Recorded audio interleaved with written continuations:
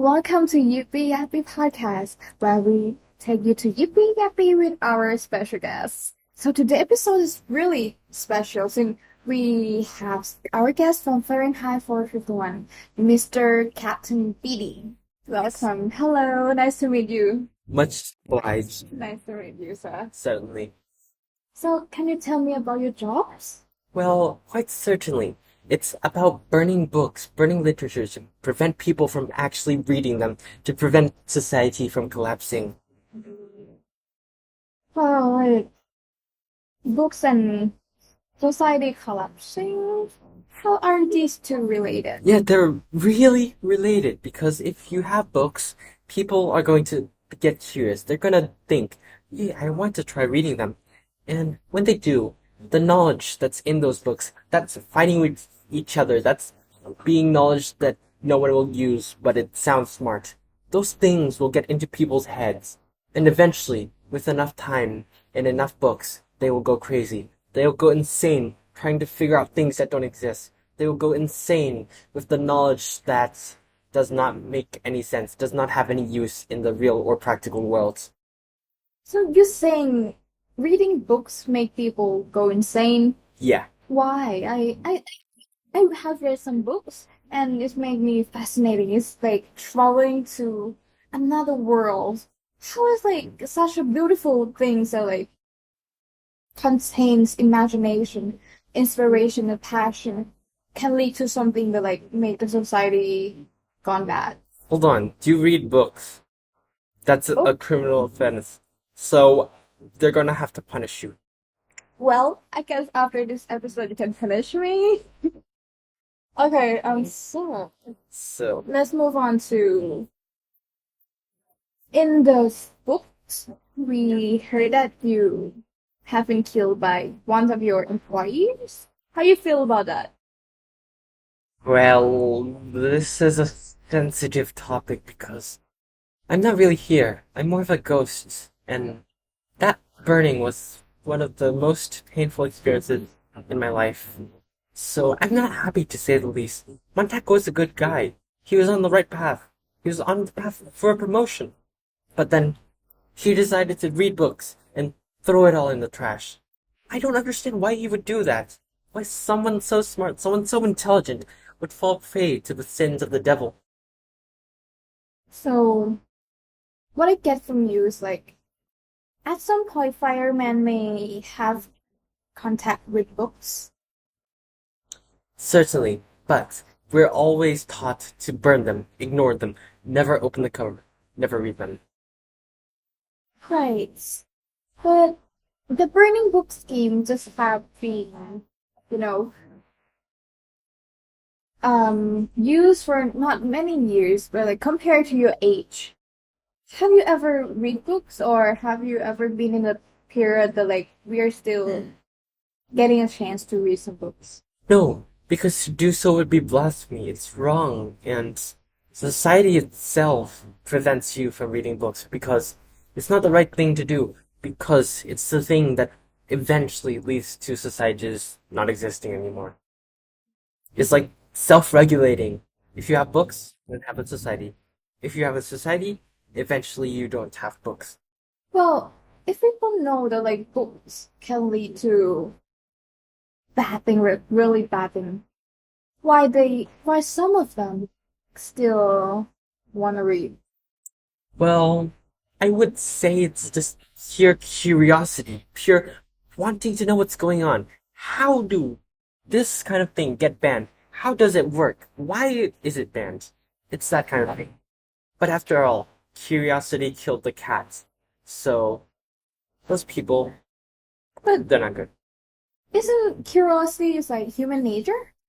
Perhaps it is, but sometimes it's not a good thing. It's the same thing as, like, the sleeping pills. You wanna see, oh, I wanna try it, even though you don't need it. Eventually, you end up with a crippling addiction. You end up killing yourself because of the pills, having to get your stomach pumped because of them. So, it's similar to that. Wow. So it's really hard for me as one of the book love to read. I know I shouldn't mention it twice, but will I get punished? Okay. You're so lucky you're a ghost. I'm a ghost because I can't do anything. But if I was alive and I was here still, I would have already burnt. I would have already sent you to prison. I'm sorry, but I'm so glad you're a ghost and you still busy from underworld and have give us like and such do us such an honor of like being here. So how underworld going? I wish I wasn't here. Even the underworld, even the tortures of hell are preferable to something like this. But you guys just dragged me here. I don't even have the volition to be here. Okay. Oh, I'm so sorry. It's so mean. People really want to know about you, and I have to, hire some magician to bring you here. I wish you hadn't. I'm so sorry. But we have a gift for you. That is? That is a special guest. Please welcome, Seriously? Are please you welcome Mr. Monster. Ah, okay. Thank you, Mr. BD. Welcome to Yippee Yappy Podcast, where we take you to Yippee Yappy with our guests. Okay, today's episode is about the man who had burned a man. Mr. Montag from Fahrenheit 451. Please welcome him. Thank you. Good evening, Yeah. Mr. Montag. Or shall I say good night? You should say good night. Okay. Okay. It's outside. Right. How you travel here? Huh? How you travel here? I just walk here. Is this far from your home? It's not that far. I mean, it's so close. From someone like who has been chasing to the deep dark forest? It's not that far. Yes, it's not that far. I have go through a lot. God. I have read about your story, and to be honest, it's really fascinating. It's really? I appreciate that. Thank you. I'm such a fan. So, shall we move on to the questions like some of my fans want to ask you? Yeah, sure. Okay, the first one is why you decide to read a book. Why I decided to read the book? That's a turning point in me. Like when I'm meeting the Clarice, she is the catalyst making me realize that there was more to live than the mindless routine, right? I had been following, and it was a slow unraveling of the lies I have been told, leading to the pivotal moment where I couldn't turn a blind eye to the injustice any longer. So, book is the starting of everything. Right, so this Clarice. Clarice? Wow, can I talk about her a little bit more? Can you give me a little bit of her? She's a very inspirational character in my life. She's everything to me. Even it's just this very small moment. She's there. She's gonna be always in my heart. So, is she like your muse or something? Is she like You could say that. She is my muse. But she's dead. Oh my God. Yeah, that's so sad. I'm really sorry about that. Thank you. To be honest, some of our fans, like our Fahrenheit Dom, Uh-huh. have a theory that you cheat on your wife. I shitted on my wife? Yeah, because you met Clarice and you feel inspired and into that kind of cheatings on your wife or something. I don't think it's like cheating or something. I just like met her and feel like she's my daughter or something because the age gap between us is like 10 years or more. Yeah, so it feels like she's the one. Like she's the one who is very cheerful and everything. So she's very different from my wife. And so, how your life changed after you read a book? How my life changed? Yes. Is it change or it's just like nah, it's just normal day, just have like new activity perhaps? Is it change a bit? It changed a lot because I have to hide the book from everyone, as you know, because I am a fireman, right? My responsibility is to burn the book. I should not keep the book, but I do that, and I even like talk with someone, communicate with someone who like read the book and have wrote the book too, which is very dangerous in this society. But what can I say? I can't resist the urge to like read a book. Okay, because when I first read the books about you guys, You read a book? Should I burn it? well, please don't tell Mr. Beatty. I mean, he's already dead by me. Oh, so no one gonna do it. Yes, Yes, say. so I think right now to make Mr. Beatty die, I think we are allowed to read books. I mean, the government's still there, Mm-hmm. so there's gonna be a new captain. So sad. But anyway, we are like really dark secret society. Dark secret society. Yes. What's that? It's like we are the one who read the books and do a podcast about it, but no one going to know. So you are? Yes. Are you like? Do you want me to join? Of course, why not?